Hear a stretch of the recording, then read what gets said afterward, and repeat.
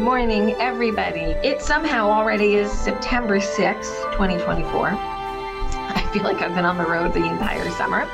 So it's nice to be sitting at my desk here at Tales from the Heart, a podcast from the Hypertrophic Cardiomyopathy Association. And today I am joined by Dr. Matt Martinez, who were with me just a few days ago, riding on a bus through the middle of London, looking at that building we call the Shard.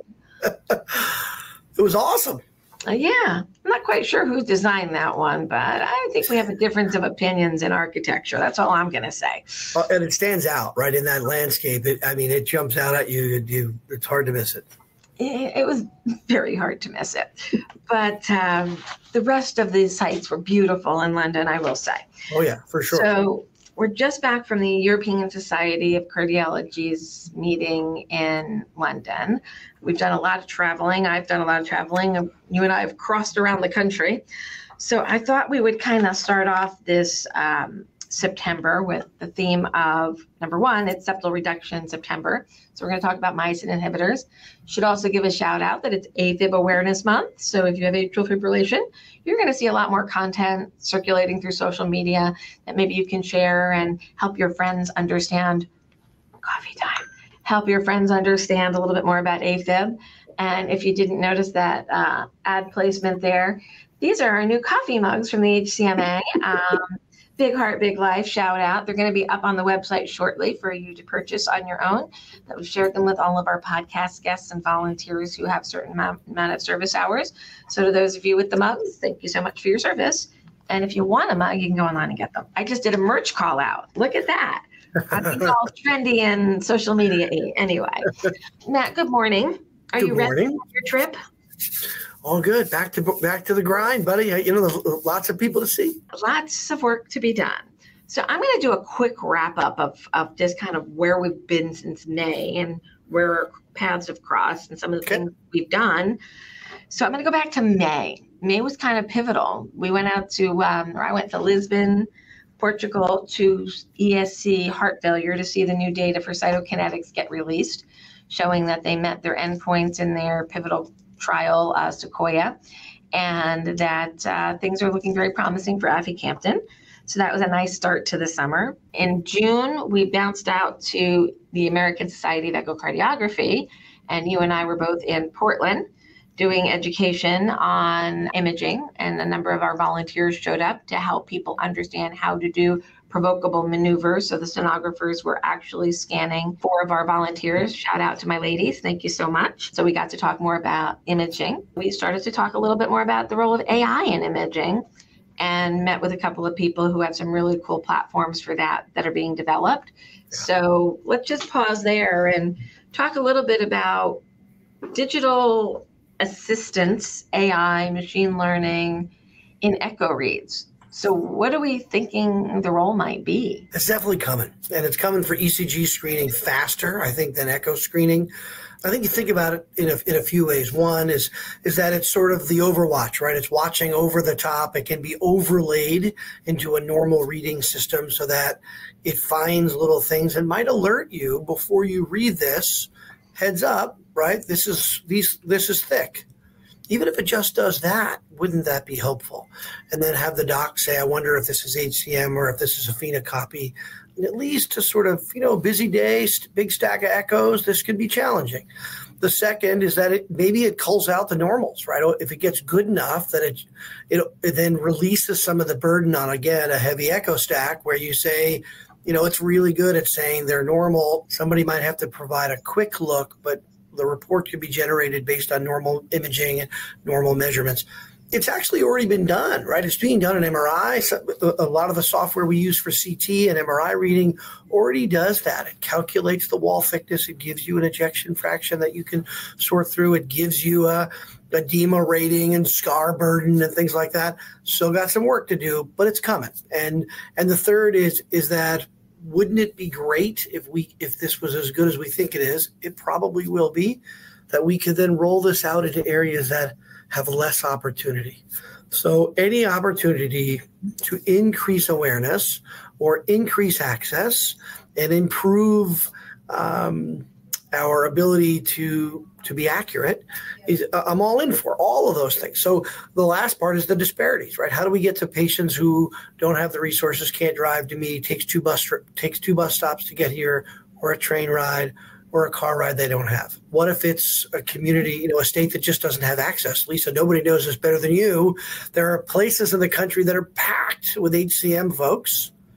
You go to Boston, you got a ton of providers. You go to even the New York tri-state, there's a lot of providers. But you go to much of the Midwest, and there are some needs. And I think this could reduce that. Coupled with telehealth, I think this will really help. I think the assistance of technology. We all know the computers are only as smart as the people that program them. No doubt. So jumping ahead in my summer, when I was just at ESC and you were there as well, and there's a couple of new companies that I was meeting with who are working specifically in the echo imaging and creating algorithms that can read normals versus abnormals. You still need a human to do the final read. Computers can make mistakes, but to see what's possible in terms of workflow. We know that a lot of our echo labs have been burdened because of the REMS program. So how do we find more time? Maybe technology can assist us in some of that imaging work eventually. That would be wonderful. And the scans can take less time because the computer can pick it up quicker than a stenographer can stop and take a measurement. So we build up some better workflow and put the stenographers to better use and give them a little bit of breathing time too, because they've been pushed to the edge in terms of their capacity to do the work. Yeah. So I think as a workflow, and this is where my HR hat comes back on, workflow and work management, I think it makes a lot of sense.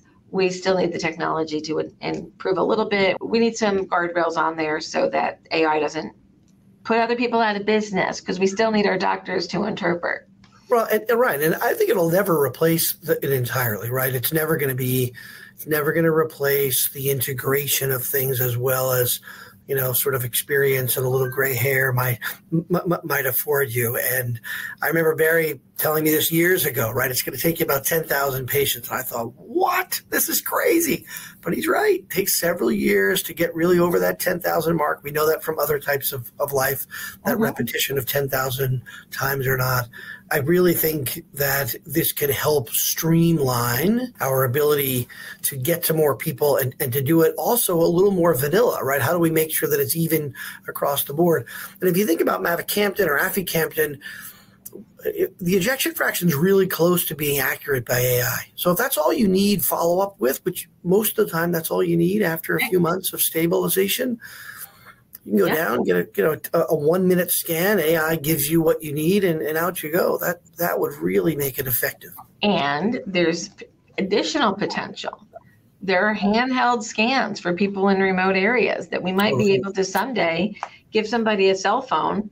They hold it up to their chest, and it gets sent to their center of excellence for review, and you have monitoring from home. That's probably 10 years out, if I were to guess. Agreed. But I think we can actually talk about how we're going to create those systems.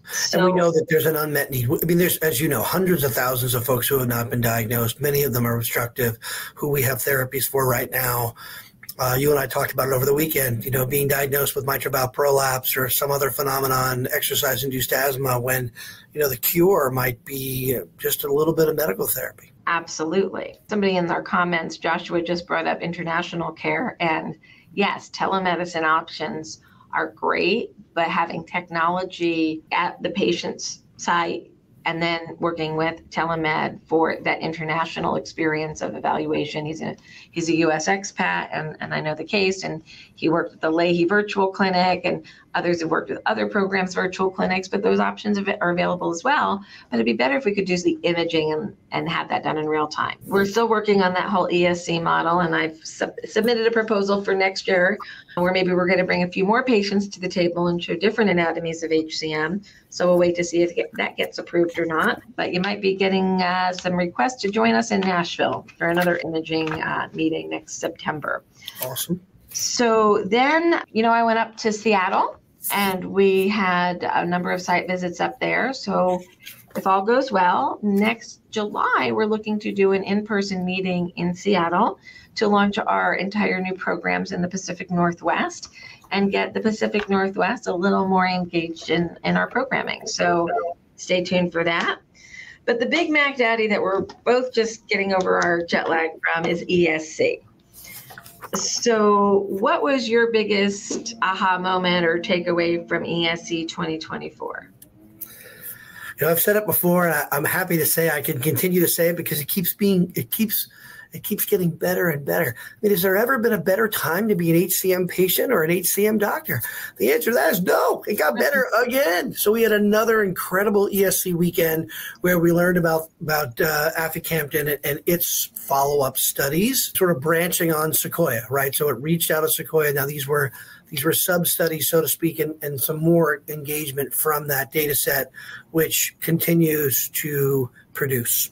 And what we saw was that it demonstrated significant improvement in now LV structure and function. So remember, for those listening, Sequoia is the trial looking at aficamten versus placebo.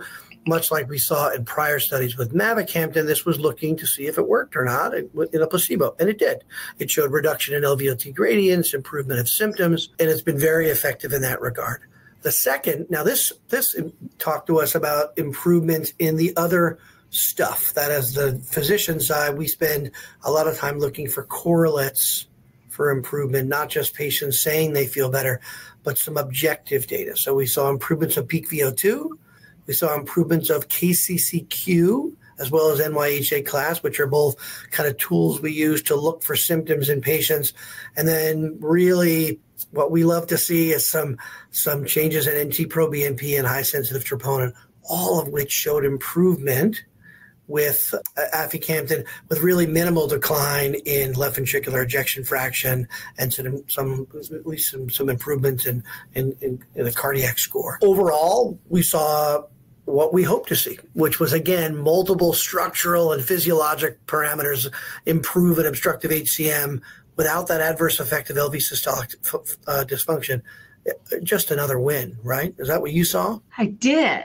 I saw lots of great data, not only on the Sequoia trial and from the CYTO team, but some really promising information from our BMS teams. Yeah, we didn't get there yet, but yes. Yeah, so the concept of myosin inhibitors has definitely permeated. We know that they work incredibly well, and figuring out who is going to benefit from which and at what dose and who's the right choice at the right time. Yep. This is a really good problem to have. Totally. And the mavacamten data kind of just at least what I saw was that now we have long-term data. So patients always want to know, is this safe? So we have patients now on this multiple years, 6 years plus, and now we have data showing that not only is it safe long-term, 3.5-year data shown during the ESC, but mavacamten showed efficacy that was sustained. This was a 3.5-year follow-up of the LTE data. So that is really powerful when you're talking to patients about maybe postponing a surgery or eliminating a surgery. Is this going to not only be a good thing for me in the next 3 to 6 months, but is it going to be good for me for the next 48, 60 plus months? And the answer to that is yes. We saw marked improvement as we saw from previous studies, but then it was sustained, which again, huge win if you're a patient. This is a long-term potential solution for many who aren't surgical candidates or don't want it. I'm super pumped when I walk into a conference and the first thing I see in front of me is, HCM is written on some bizarre piece of furniture, wall, or what have you. So we had the little stools that I have some cute pictures of people sitting their derriere on HCM education, which I thought is adorable. And then we had a lot of, commercial interest through the, CAMZIOS pathway. But as you walked the floor of all the booths, thick hearts are present. Okay. Yeah. HCMA 8-10 years ago, we changed our tagline to serving the HCM spectrum disorder community since 1996. And didn't dawn on me that nobody knew what the hell I was talking about in terms of spectrum disorders, meaning amyloid, Fabry's, Danon, HFpEF, RASopathies, all these different reasons the heart is thick. So our new branding of a home for the big-hearted, has their double entendre there of big-hearted. So seeing all the ATTR, all the amyloid stuff, the Fabry stuff, the HCM stuff, the HFpEF stuff, thick, stiff hearts are finally, we've made it to the top of the pile of cardiology problems that we can now start to address and cure. We don't really talk about people until we think we have something that makes them feel better and that we can improve their lives. And now between the myosin inhibitors, the myosin modulators, the cardioenergetic drugs that are being created, such as Imbria, using SGLT1s and SGLT2s, like we're going to be doing with the Lexicon study. There's just so many opportunities now for better treatments. And then, of course, we're at the precipice of gene therapies and gene editing in this space. And ESC was just electric with content. We had over 600 physicians from around the world come to our booth to get HCM Academy education and to learn about our HCMA international programs. And we're offering to rebrand all of our materials with their organizations or with their countries. They're going to be translating it. Hopefully by year end, we'll have information in at least 10 languages translated. That's amazing. Well, you've got institutional memory on this. Remember the old days, but Marty and I would talk about, walking to the end of the conference. You were always in that, how are we going to present? Well, I don't know, we're on the last day and we're all the way at the other end of the conference center. I'm sure it'll be you and I and Lisa and 7 other people. And boy, have those days changed. Now we're front and center and people are interested. And I think you can't understate or overstate, I should say, what you just said, that it's really more than just thick HCMs, because if you're looking for those, you're going to find the others too. Yeah. We diagnose a TTR every month. We diagnose a Fabry every other month. And then you got to decide what to do with it. And how do you handle that? And of course, sometimes we're smart and we think about it ahead of time. Sometimes the genetics tell us that after they come back. And as you know, we added a genetic counselor in the next few weeks. She'll be joining us. And we couldn't be more excited to offer that on site to patients because it's changing. And if you've got TTR amyloid, boy, rather than me saying I'm going to start a medical therapy and transfer you, hopefully we can find somebody comfortable. Now we have an opportunity to try and build a program around that too, so that patients can stay in the same place. So it's never been a better place to be thick, that's for sure. We are really looking forward. The other thing I did while I was in Europe is I attended the Global Heart Hub Cardiomyopathy Council meeting, and we were able to meet with our fellow advocates from around the world. We had people there from Spain and from Germany and from Australia and all parts of Europe, Scandinavia, all over, and in India. So a lot of amazing advocates out there trying to raise awareness. And we know that this is the time to make these alliances with other organizations. I was able to meet all the international amyloid organization heads. I'm like, look, we're going to help you get to the differential diagnosis of the heart, and then we're going to refer off to the Fabry's organizations and the amyloid organizations and the retinopathy organizations to take care of the rest of the body systems that are impacted by those disease states. But when it comes to the thick heart, we want to be your home. We want to help you figure it out. We want to help you find your resources. And you bring up genetics, and I'm so glad that you guys are bringing in a genetic counselor just for the program, and that everybody will have access to that pre and post genetic counseling from genetic testing. 100%. I'm happy to tell you that about 3 weeks ago, I met with the lead team at Invitae, who has now been acquired by LabCorp. Yep. And the team kind of went intact. So it's most of the core Invitae scientists and systems. But you might have better access to getting the testing because now we also have the LabCorp network that they're going to be working with as well. So there might be a little easier access for some people to get access to that testing. So stay tuned for more from me on how those programs may change. And if you do have HCM right now and you want genetic testing and you haven't had it, there are some sponsored genetic testing panels that are being offered right now. Tenaya is supporting one of them. So if you want gene testing and you haven't gotten it yet, you can contact HCMA and we can align you with the program that can help you get it at this point. But Matt, congratulations on adding to staff with that important position. Yeah, we're excited. I mean, as we continue to grow, we've got to evolve. and make sure we're serving the community, right? I mean, and telehealth will be part of that too for follow-up visits. I mean, the idea is to improve access, and that's the plan. I think that's a very good plan, and I want to dive into the other thing that we talked about at ESC on our bus ride across London to the restaurant that was very nice. But I got to tell you, when I left, we were just chatting our way in. I turned around and like, how the hell do I get out of here?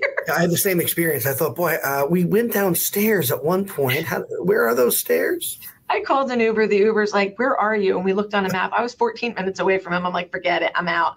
And I just kept walking until I found the London Bridges tunnel. And I just took the tunnel home. And then I realized, wait, I got a sideline on the story. Then I realized I was within walking distance of some place called London Bridges Hospital.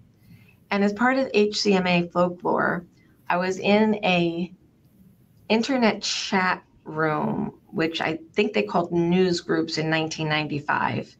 And a gentleman by the name of Clive Layton from London Bridges Hospital gave me the name of Carolyn Biro. And that man changed my life. Wow. I still someday want to, Clive Layton, if you're out there, this is all your fault. Everything that I have built was because of that one line in a news group in 1995. Anybody who can find Dr. Clive Layton from London Bridges Hospital, there's a mug in it for you. I love it.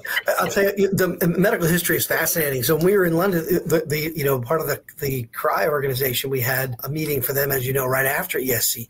And Donald Tier came up. There was a trivia question about Donald Tier. Ah. So the room, of course, most of the room knew exactly who they were talking about. I was one of a handful that said, well, this is tear disease, right? That's one of the names that we used to call hypertrophic cardiomyopathy. So it's actually fascinating history on that side of the pond too, right? I think any country that has had an established medical system has had their terminology change at least a dozen times with HCM. I mean, I was diagnosed IHSS, as many who listen were told back in the day.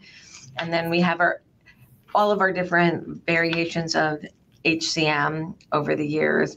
Tier's disease, Brock's disease. 2 people came to my booth at different points over life and told me that they named HCM and they were one of the 70 names. I'm like, oh, so you added to the chaos, huh? So we had a lot of names. So anyway, we went to this beautiful restaurant to have a conversation about artificial intelligence.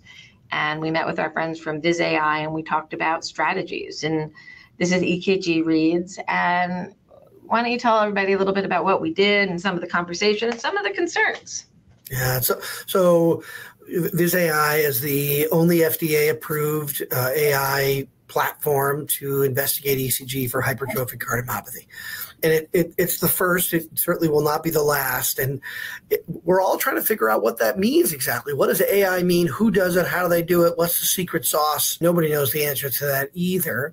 We are doing some research on that same topic here. We're about to publish a paper on this showing the ability for ECG AI to detect hypertrophic cardiomyopathy findings. So if you're an HCM patient, there are some classic, some typical ECG findings we see in the majority, at least 90%, depending on your age group and whatnot, have those findings. So the AI can look through and identify those. And then again, alert your physician, hey, have you thought about this? So that she or he can say, I hadn't thought about that. Let's get an echocardiogram. And diagnosis is key. Diagnosis is key. We've been doing it the same way for 25 years, trying to educate folks to say this is the pattern, this is the echo, but we're busy and it's harder to find it. So this is a tool that could sit in the background and work overtime. And you think about the volume of places that have ECGs for hospitals that may not have the expertise or 50 to 100 cardiologists over reading the ECGs. Boy, it's hard to get them all educated and up to speed on all of the diseases and ask them to call out just the one, right? So AI will sit in the background and do that. We already use it for other aspects of ECG interpretation anyway. So this is now another layer to that. And again, it goes back to what we said before. Is this going to improve access? Is it going to reduce disparities? Is it not going to look at an ECG with any jilted feelings about who they are and taking some subjectivity to it? And then the thing that I'm excited about is what's it going to teach us that we can't see? It's going to look at the ECG and tell us, hey, you think this is normal. It's not. And for those out there, the ECG, the AI technology for ECG can already look at an ECG and tell you if it's a man or a woman. It can already look at it and tell you what age they are. And beyond that. But just as a basic level, it's amazing that it could look at a picture and say, this is a 35-year-old woman. That's amazing. And what else is it going to teach us when it looks at HCM ECGs?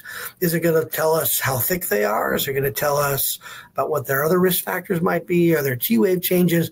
Are we going to improve this risk stratification platform that we've gotten really good at, but we still have some holes in? Is it going to improve on that? And Viz AI is all in. I mean, holy cow, are they all in, right? They are digging in and engaging more hospitals. They're going to have millions of ECGs to try and improve this. And then, boy, Lisa, you can't be more excited about the ability to go to a hospital in rural anywhere and find a hospital that's doing a good job, but it's missing ECGs. And this is an opportunity to find them. I couldn't agree more. We have so much to learn about the technology, but we've already got such a good foundation. Yeah. And, as we're sitting there talking about the role of this particular technology, which is, one supplier, one technology. Yep. There are others that will probably be out there as well, but these guys are definitely ahead of the game. They're talking to the right people. They're using the right mindsets to help evaluate the algorithms and interpret what they're finding in the digital read, but confirming it with clinical expertise. And that, I think, is what's going to make this really, really amazing. But take a step back with me and think, okay, what's our strategy to find the undiagnosed? So we want laws in place that every well child's examination includes family heart health history and a base evaluation of whether or not that child and that family need to be sent for additional follow-up. So if we can get these laws passed in every state, and then this technology continues to kick up, yes, the first thing we're going to be doing is asking for the questions to be asked and the surveillance to be done from the clinician's point of view, but then being able to say, hey, docs, we can help you with some of these EKG reads for these things that are a little complicated that you don't see very often. And offering an assisted ECG read to these physicians may become very beneficial and help us with the surveillance. And we only have about 800,000 people in the US alone to find. So everybody get out their little, magnifying glasses and start helping us find them all. But I think we're close. Yeah, I think the technology is evolving faster than we thought it would. I think we definitely need to take a step back and look for where the issues might be. Where's the risk for the patient? Where's the risk for the clinician? If AI says it is and you say it isn't, what's the risk related to that? Who's right? I think that all those things need to be sorted out. But isn't it great to be in a place where we're talking about how a better technology can be in place to try and model after other technologies have done this for other aspects. So we know we're doing this for mammograms, we're doing it for chest x-rays, they're doing it for CT scans to look for strokes. Again, it's an overreach, right? It's the ability for maybe it to be ahead of the doc who looks at it. And then when she looks at it and says, yep, these are my top 5 likely findings, and then they sort out which is the answer. I like this from my standpoint. I think it streamlines things, as you said earlier. I think we also need to be acutely aware of workflow, right? People are what make healthcare happen. Yeah. It's not a system. It's not a hospital. It's not a building. It's human beings doing each step of the process. And if we can make it easier for people to do their jobs more effectively in a safer manner, then we all win. And I can't help but look back as we're moving forward, because if you told me in 1995 or 1996 that this is where we would be today, I would have said, yeah, nice joke. It's not going to happen. How the hell would I be able to, build this thing and get all these people and talk to all? No, this isn't going to happen. But it was 1995, and there was this new thing called the internet.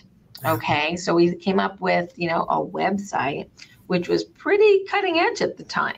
And here we are again at the cutting edge of technology in healthcare, and what I see as the next great movement. The internet was great. We democratized data and information. You didn't have to go to a medical library to pull out a journal. You can just search something.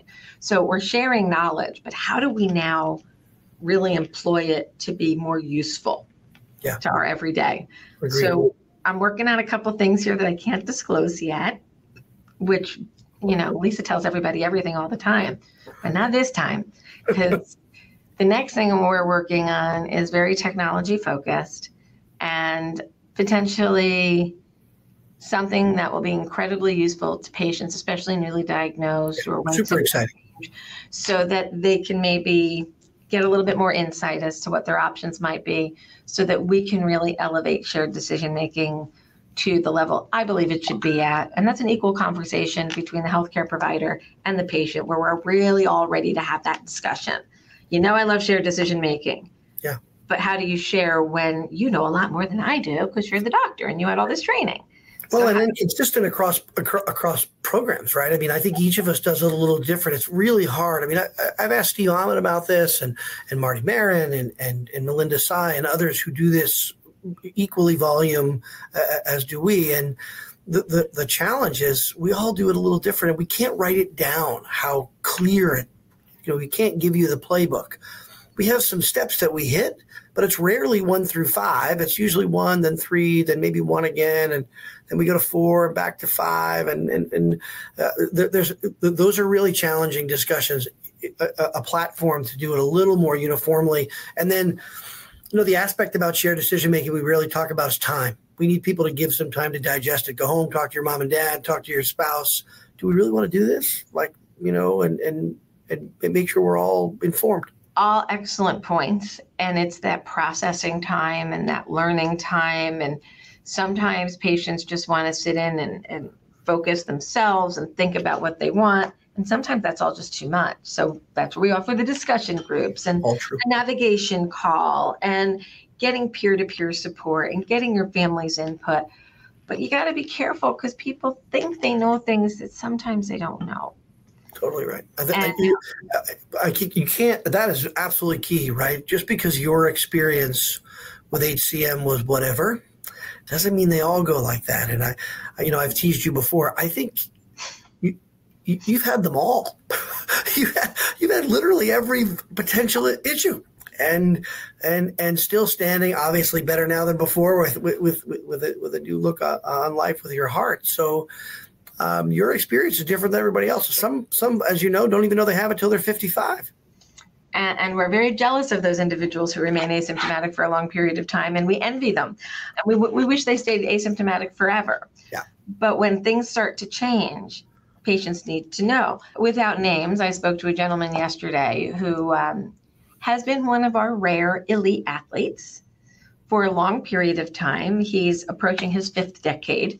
And he's asymptomatic, generally speaking. And he's like, well, yeah, I checked in with this one and that one, and I'm good to go. And I do this particular sport at an elite level. I'm like, wow, that's pretty hardcore. When was your last echo? And what numbers do you track for yourself? Well, he hadn't been watching his left atria very closely. And I'm like, honey, that measurement needs to be discussed with your care team. And he's like, but my ejection fraction is so high. I'm doing good. I'm 75. I'm like, that's not exactly how it works. And you need to have a conversation about what the meaning of an extremely high EF and a dilating left atria mean for your long term. Because you're able to do something right now, but what's happening next? Which brings me to the debate that I attended at ESC, which I don't believe you were at. Mm-mm. 2 physicians argue the pro and con. Should people with HCM participate in competitive athletics?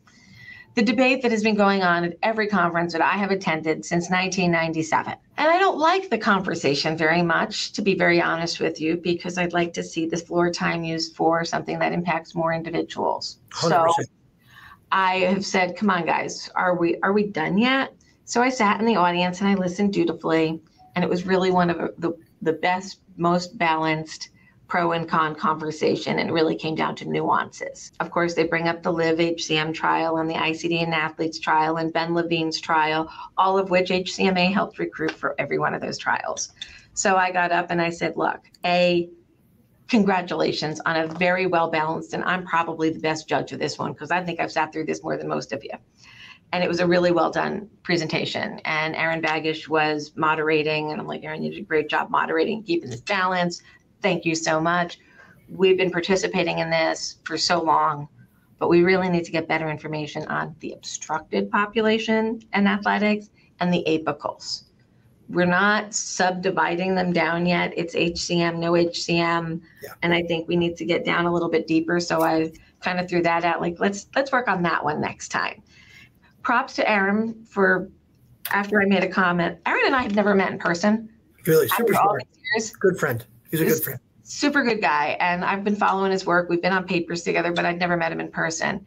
And he's like, you know what she does? And then he basically gave an ad for the HCMA during ESC's session. So thanks, Erin. Appreciated that one. Our message has gotten through loud and clear. Patients want to know what's safe to do, and we need guidance, and it's getting better. And I appreciate all the work that has gone into this space. Again, I don't think we were wrong in the past, excluding individuals because of safety concerns, but AEDs and CPRs and better risk stratification, we can do better, but we're never going to get 100% accurate with this. So there's always going to be some element of risk that I think everybody needs to understand if they're going to participate in certain life activities. Yeah. And it doesn't necessarily have to be a big sporting event. It could just be a hike in the woods on a hot day. So I think we need some better guidance on some anatomies, but bravo on where we've gotten so far. And I know you've had a lot to do with that, Matt. So thank you. Yeah. So, I mean, this, I live in this space multiple a week. Even at that elite level, we find and try and sort through the weeds of what their risk might be and what they want to do, right? What the athlete wants to do and then what they can safely do. It's not them saying, I want to do this no matter what, and I just buckle. It's the opposite. We are creating a plan of safety. Every problem has a solution, and you may not love the solution, but we're going to come up with a solution for you. But what I really I thought you were going to go down this road, and I'm happy with where you went, but I really want to remind everybody that this still should be a conversation. You don't have to play in the NBA to have to exercise. And I really think that we have come a long way even in that discussion, where we do an exercise prescription as best we can with everybody who comes in. Sometimes it's not on the first visit, but we do it over time. And then I try and remind them at the annual visits about what they're doing. At the CRI, the CRI organization in London, they had an athlete there who was from a different country who had a defibrillator and was disqualified from sports early, ended up getting a defibrillator, and now is working his way back through, and then won a recent championship at his level in his 30s. So still participating at elite level. And what he reminded me of is that they're going to exercise anyway. So it's important for the providers to engage them and to talk about what they're going to do, and then try and curb that a bit if it's too much. We had an athlete earlier this week who talked about, his pace, and I kind of ratcheted it down a little bit based on some events and said, maybe it's too fast. And are you hydrating? Who's there? Show me the video. He had a video, which I think that he showed me and we talked about. And I just think it's important to get people out there and exercise. So mild to moderate exercise is generally the rule for virtually everybody with HCM. And we should be able to talk to them about that and encourage folks to stay fit and to keep their weight down. And it's more than anything else, as you said, that small percentage of folks that are going to play in the elite level, let's talk about that big piece of the pie and try and keep people out of heart artery disease. I think we're getting the message across that exercise is good, walking is good. For my newly diagnosed people who are watching, I typically say, for right now, keep it to a stroll, wait till you get risk assessed, and then figure out a plan. That doesn't mean you have to stop doing everything forever, but maybe for a short period of time while we don't know what your risks are to keep you safest, we get you assessed, then you get back onto a plan. I still do dream of a day where we can get an exercise prescription covered by all insurance companies so that you know what safe exercise feels like. Sometimes people have to pay extra for that out of pocket, but it's worth it. I do have a question that was posed this morning. It's a little off topic from this, but I said, I'm going to address this today because it comes up a lot. A participant in the private group said, you got to love doctors who say follow a low sodium diet, but never tell you exactly how to do that. Then you go crazy trying to cut all the sodium out of your diet. But is a low sodium diet necessary for the average HCM patient? Oh, it's a great question. So because it's heart failure, we often go down the low sodium, restrict your fluid for most patients with cardiomyopathies. Usually, when we're talking about that, we're talking about congested folks who have congestion. They're holding on to too much volume, and usually that's a reduced pumping function. So it's an ejection fraction in the 30s, 40s, or below. For the HCM patient, that's the unusual group. You don't usually see an HCM patient that low who isn't in trouble with congestion and usually going down a different route. The vast majority of HCM patients, I'm telling the opposite. So you mentioned an ejection fraction of 75%. For patients, they always ask me, well, what's normal? And I tell them, it's somewhere between 50 and 60-ish is a normal. So below that is a little reduced, sometimes normally, a little reduced is sometimes you find in the athletes, but then 65 and above is actually abnormal again. You generally don't have ejection fractions of 70 or 75. And of course, it never reaches 100%. It's not like a test where 100 is the best. It's actually right in the middle. 45, 48, 50, 55, 58, those are kind of normal ejection fractions. So for most patients in HCM, they're actually 70 or 75%, and I'm hydrating them. I'm telling them sometimes to liberalize a little bit of salt, depending on what their high blood pressure, if they have high blood pressure or not. But I'm often liberalizing that a little bit so that they can hold on to water. You got to prime the pump, right? So you've got to fill it up. And that cavity is smaller because the muscle is thicker. So by filling it up with water, you fill it up, and then we talk about how much water per day, should you use electrolytes or not, how much electrolytes, etc. Is caffeine excluded? No, but it doesn't count towards your hydration, right? Can you have a bourbon or a beer? Sure, but it doesn't count towards your hydration. It does the opposite of that, and we try and go through all that. So it's really important, and I think the athletes are the same way. When I'm telling them that they need to do more time on the Peloton because their risk is really low and they're in their 50s, and I'm worried about heart artery disease, part of that discussion is diet. Are you preparing? Are you eating well? And are you hydrated? Every single one should have that discussion. Really important point, really important, and often forgotten. And some people who have particularly low blood pressure may actually be given salt tablets, Florinef and things on that nature to get the sodium level a little elevated so that they hold on to more fluid. Yeah. So if you're being seen at a general cardiologist's office and they've advised you to do salt restriction and fluid restriction, please check in with an HCM specialist. You might be aggravating your underlying HCM by depleting yourself of fluid. So I saw that one on the Facebook group this morning. I said, I'm going to cover that in today's 100%. podcast. Really important. And seemingly trivial, right? Seemingly trivial, but it can cause some harm. So I'm glad it came up on the Facebook and today. Okay, so we're running towards the end of the hour, and we have a couple of other announcements to make. Number one, on Saturday night at the International Summit in October, which would be October 26th, we have secured Barrett Haynes to come back and perform with us, and he will be accompanied by violinist Nori Hadley, all the way from Wisconsin. So they're going to be practicing over internet, and they're going to be performing for us at the summit, as well as probably doing a little bit on the day of the HCMA patient meeting, which is the 27th, which I know you'll be at. But other events coming up this fall include, get ready for this because this gets a little hectic. The HCMA will be participating in both the HCM Society meeting at the end of September, which is co-located with the Heart Failure Society meeting, in which we will have a booth present there, and we'll be talking to all of our HCM friends there.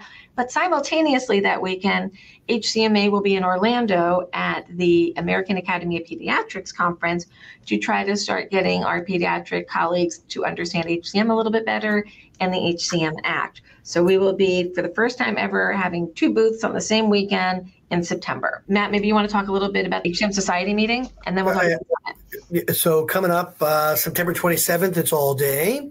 There's two parts to it. If you're a sonographer listening, a nurse practitioner, a PA, there's a whole 101 kind of soup to nuts on one side. Exceptional speakers from Dermot Phelan to Ethan Rowan to Robbie Williams and Melissa Burrows right from Atlanta and Austin Berlin. So they're going to run that. And then that's sonographer hands-on education. So if you have a sonographer who needs to learn how to obtain a proper gradient, a Valsalva maneuver, and identify wall thickness and really know some soup to nuts, the sonographers run that course. It is phenomenal. And the other half, of course, is the main session where, again, an international crowd of superstars who will talk about what's going on in HCM. It kicks it off with top 10 or top features, I guess, of the guidelines from one of the guideline chairs. And then we go from there. What's changing, collaboration with the HFSA. There's a lot going on at that meeting. And I'm excited to tell you it is just about sold out. There's maybe a few seats left. We got to cap it off. We got an email last night saying the fire code says. I always love those emails. Fire code. You can't do that. So we had to take out the back row of seats. I'm hoping I'm going to sit somewhere. Otherwise, I'll be doing, my deep knee bends in the back of the room by myself. I'll be pacing I always leave the seats for everybody else. I'll be pacing in the back of the room to leave a chair for somebody else. So all coming, exciting day. And then, of course, leads into the HFSA, right, which is going to have more new data, more exciting things about amyloid, about Fabry therapy, and of course HCM. You're going to hear some follow-ups with that. Really excited. And then just a few weeks after that, we hit the HCM Olympics, right? The HCM Summit. So the granddaddy of them all, been going on long time. The 8th, I believe this is, right? This is the 8th HCM. The 8th, and I've been to every one of them. I haven't been to everyone. And exciting. I mean, again, an international crowd. The speakers are a who's who.